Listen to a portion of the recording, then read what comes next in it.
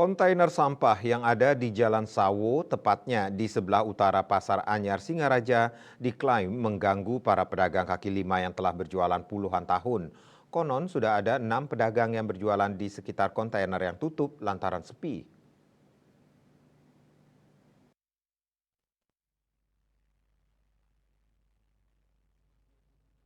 Dari pantauan di lapangan terdapat 2 kontainer sampah berukuran besar. Dari DLH Buleleng, koordinator pedagang kaki lima di Pasar Senggol, Pasar Anyar, Abdul Muiz mengatakan kontainer sampah yang ada di Jalan Sawo Singaraja merupakan para pedagang.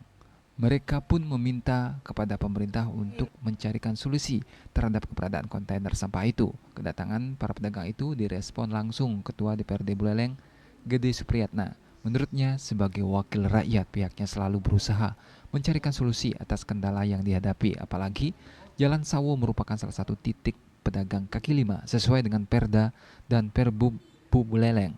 Ia menyayangkan solusi tentang keberadaan kontainer sampah di tempat tersebut agar dipindah.